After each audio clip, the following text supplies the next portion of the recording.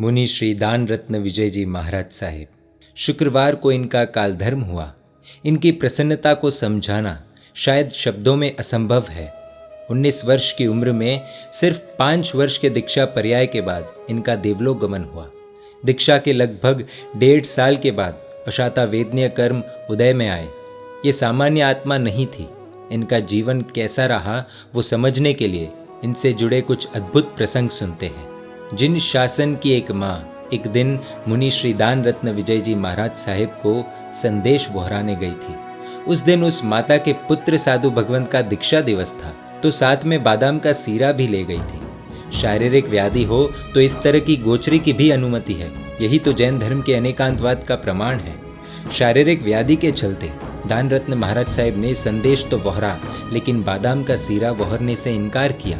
तब वो माता कहती है, साहेब जी, आज मेरे पुत्र साधु भगवंत का दीक्षा दिवस है और इसीलिए मेरी इच्छा है कि आप इसे बोहरे।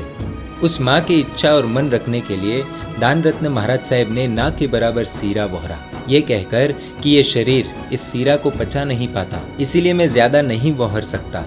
इन महात्मा को शारीरिक व्याधि इतनी थी कि शायद अगर किसी सामान्य व्यक्ति को हो तो वो ऊपर वाले से वरदान में मृत्यु मांग ले। ऐसी शारीरिक व्याधि होने के बावजूद उस दिन उन्होंने पात्रा लिया और अपने गुरु भाई से कहा कि आज इन्हीं के घर से गुरुदेव के लिए गोचरी लेकर आएंगे। गुरु भाई ने तो इन्हें एक माँ की तरह संभाला था। उपाश्रय से कुछ ही दूरी पर उस माता का घर था। उस माँ को इस बात का जरा सा भी अंदाजा नहीं था कि उस दिन क्या होने वाला है।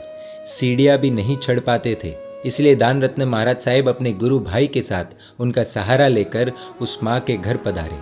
धर्म लाभ कहकर घर पर पवित्र आत्मा जिन शासन के महात्मा का प्रवेश हुआ, दान रत्न महाराज साहेब ने उनके घर से गोचरी ली और गुरु भाई संग उपाश्रय पधारे। वो माँ बहुत खुश थी। महात्मा घर पर जो पधारे थे, कुछ वक्त बीता और उस माँ को एक फोन आया। क्या आपको पता है कि दान रत्न महाराज साहेब आज आपके घर क्यों पधारे थे? माँ ने कहा, ना, नहीं तो क्या हुआ? सामने से भाई ने कहा, आज सुबह आपने गुरु भगवंत से कहा था कि आज आपके पुत्र साधु भगवंत का दीक्षा दिवस है और आपको आपके बेटे की बहुत याद आ रही होगी। आसपास होते तो शायद आप उनके पास जाते, उन्हें वंदन करते, सुख शाता पूछते, लेकिन वो तो किसी और शहर में है।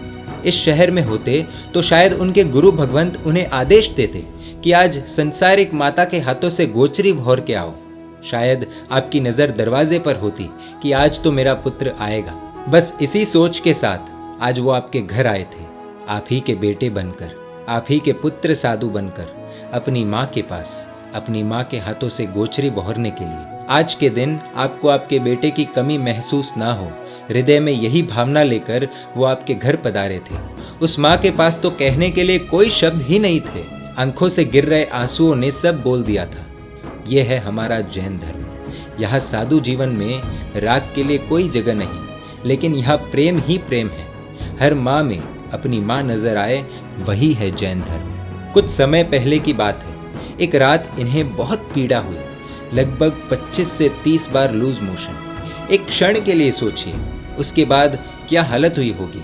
लेकिन अगले दिन जब एक माता इन्हें वंदन करने गई, तब देखा तो चेहरे पर वही मुस्कुराहट, वही हंसी, वही समाधि।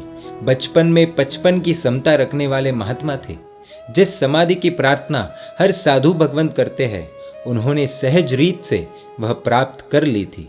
वो कहते हैं ना, बड़प्पन उम्र से नहीं बुद्धि से होता है। इनकी शारीरिक व्याधि के बावजूद इनके चेहरे पर कभी प्रसन्नता कम नहीं हुई। सुबह हो या शाम, दोपहर हो या रात, इनके चेहरे पर हमेशा मुस्कान बनी रहती थी। इतनी पीड़ा के बावजूद इनकी मुस्कुराहट में जरा सी भी कमी नहीं आई। इनका चेहरा देखकर तो शायद ही कोई पहचान पाए कि इन्हें कोई शारीरिक व्याधि है भी या नहीं। आज का माहौल ले लीजिए। जिंदगी में जरा सा उतार चढ़ाव आते ही हमारा मन दुखी हो जाता है, रोने का मन करता है, क्रोध आ जाता है, कभी कभी तो आत्महत्या की भी इच्छा हो जाती है। इनके जैसी पीड़ा होती तो शायद हर पल हम मृत्यु की इच्छा करते, और इन्हें देखिए, ऐसा लगता है जैसे इनकी प्रसन्नता हर रोज इनकी पीड़ा से लड़ती होगी और अंत में प्रसन्नता की ही जीत होती होगी। इतनी शारीरिक व्याधि के बाद भी एक पल के लिए भी इन्होंने अपनी प्रसन्नता कम नहीं होने दी। आज के समय का एक कड़वा सच ये है कि अपने भी अपनों की चिता को अग्नि नहीं देने जा रहे। यही संसार है। और एक तरफ ये महात्मा एक अन्य साधु भगवंत की माता को अपनी माता समझकर शारीरिक पीड़ा को एक तरफ कर उनके घर गए और आशीर्वाद दिया। यही जैन धर्म है। इनकी प्रसन्नता हम सभी के लिए प्रेरणा बन सकती है। इतनी छोटी सी उम्र में इतनी बड़ी साधना। धन धन मुनिवरा, धन धन मुनिवरा। पूज्य दान रत्न विजय जी महाराज साहिब की आत्मा को मोक्ष की प्राप्ति हो, यही प्रभु से प्रार्थना। जिनाज्ञा विरुद्ध कुछ भी कहो तुम इच्छा में दुखड़ो, इच्छा में